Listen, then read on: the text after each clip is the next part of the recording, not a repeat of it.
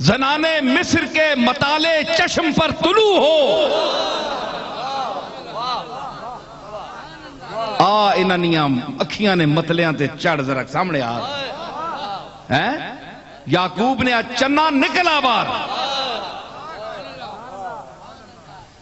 فَلَمَّا رَأَيْنَهُ أَكْبَرْنَا، جس ویلے تکیا نا تے العظمت للہ منہ اڈے گرہ گئے.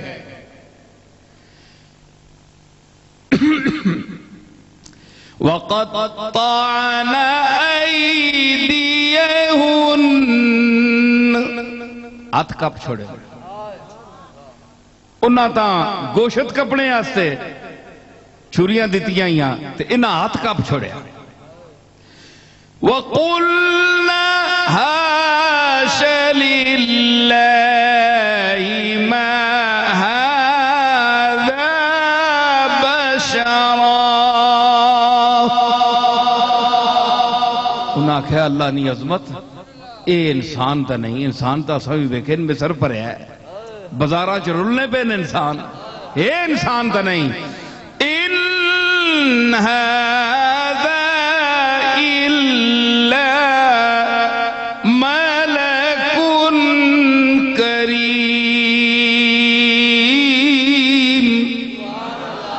یہ تک معزز فرشتہ ہے، معزز فرشتہ ہے، انسان نہیں، ایک اللہ نہ خاص جلوہ ہے. تو کیا تھا؟ وہی لب ہیں، وہی آنکھ ہے، وہی ناک ہے. آپ کا بھی یہ سب کچھ ہے، ناک آنکھ ہے، میرے بھی ہے، سب کے ہیں، اور یوسف کے بھی تھے. لیکن اللہ نے فرمایا کہ اے انسان میں نے تیری آنکھیں بھی بنائیں اور تیرے ہونٹ بھی بنائے، تیری زبان بھی بنائی، لیکن زبان میں بھی فرق ہے، ہونٹوں میں بھی فرق ہے، آنکھوں میں بھی فرق ہے. ہر آنکھ مصر میں فتنہ پیدا نہیں کر سکتی،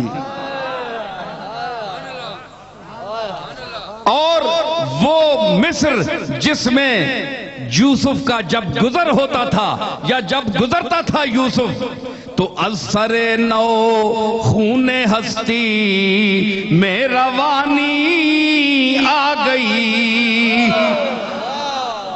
وہی مصر کے بازار کے ذرے پکار پکار کر کہتے تھے کہ یہاں بڑی بڑی دنیا چلتی رہی، بڑے بڑے ناز والے چلتے رہے، لیکن یہ کیا وجہ ہے کہ از سر نو خون ہستی میں روانی آ گئی. مصر جھوم اٹھا زلیخا پر جوانی آ گئی.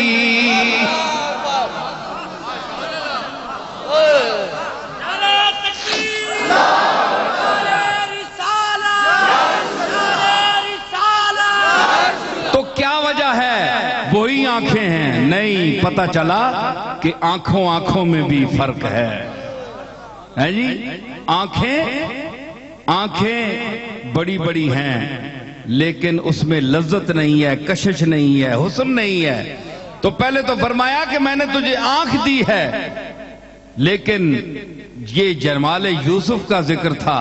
اب جمال محمدی کا آپ مقام خود دیکھ لیں کہ حضور علیہ السلام کی چشم مبارک کا کیا مقام ہوگا، جس کے متعلق میرے دادا نے کہا کہ کالی زلف تے اکھ مستانی مخمور اکھی ہن مد بھریاں. کالی زلف تے اکھ مستانی وہ شراب معرفت سے مخمور آنکھیں جس میں سرخ ڈورے تھے، جس میں سرخ ڈورے تھے، اور اس میں تجلیات ربانیہ کے وہ جلوے تھے کہ حضور نے جس طرف، اور احمد رضا کیا کہہ اٹھے، یہی تو آنکھ ہے جس طرف اٹھ گئی دم میں دم آ گیا، جس طرف. ویسے تو نہیں کہا، آنکھ کا مقام ہے، آپ بھی دیکھتے ہیں، لیکن کملی والے کی نظر جس طرف اٹھ گئی دم میں دم دم آ گیا جس طرف اٹھ گئی، ارے دم میں دم آ گیا جس طرف،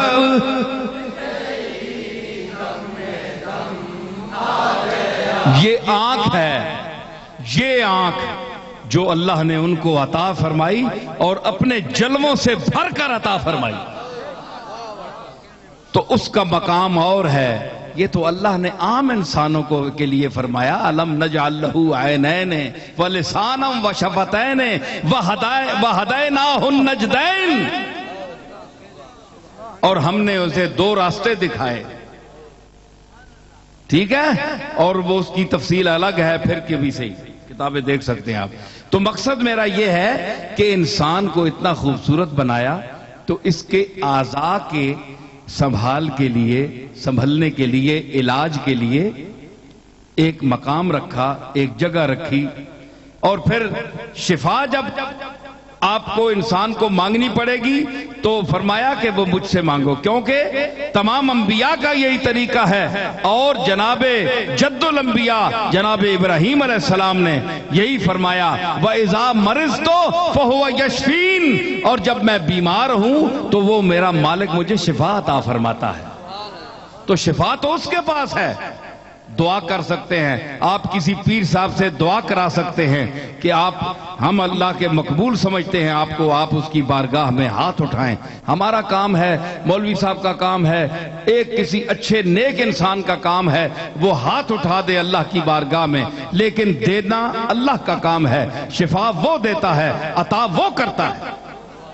یہ عقیدہ رکھو، یہی عقیدہ صحیح اہل سنت والجماعت کا عقیدہ ہے۔ جو لوگ گڑبڑ میں پھنس گئے، آج کل کے یہ عاملوں کے چکر میں پھنس گئے، کامل کو تو ملتا کوئی نہیں ہے، عامل جگہ جگہ بیٹھے ہیں، کامل ہے کوئی نہیں، عامل جگہ جگہ ہے، کوئی اپنے ہاتھوں کا دکھا رہے ہیں، جی لکیروں کا کیا مطلب ہے؟ بھائی لکیروں کا کیا مطلب ہے تو پھر تمہیں بتاؤ کہ اللہ کے فقیروں کا کیا مطلب ہے؟ تم ان عاملوں کے پاس لکیریں دکھا رہے ہو اور اللہ کے فقیروں کے پاس جا کر نہیں پوچھتے کہ آپ مجھ سے ہمارے لیے اللہ کی بارگاہ میں ہاتھ اٹھائیں۔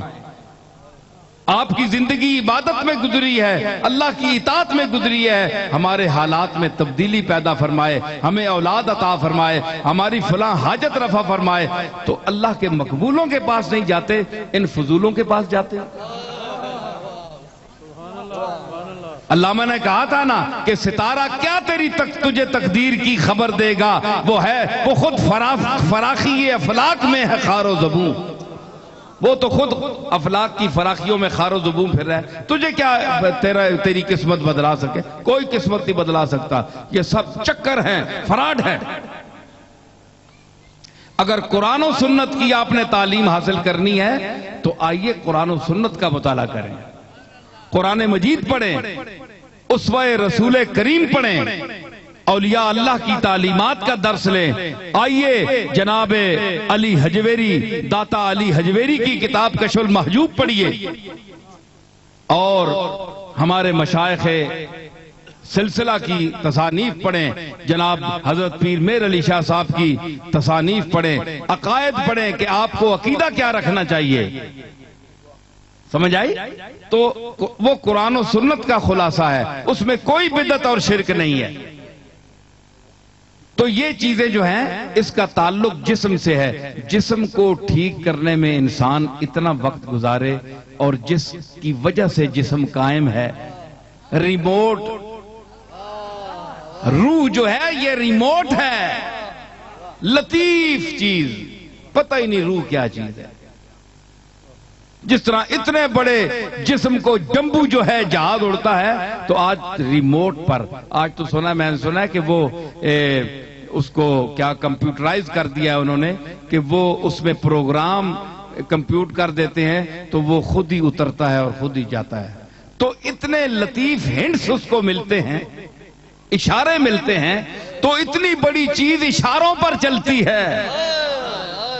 یہ آپ کے اس جدید دور کی بات میں کر رہا ہوں، تو آپ اب بھی نہیں سمجھے کہ روح کیا ہے، کہ آپ کا اتنا بڑا جسم ایک لطیف اور ہلکی سی چیز کے اشارے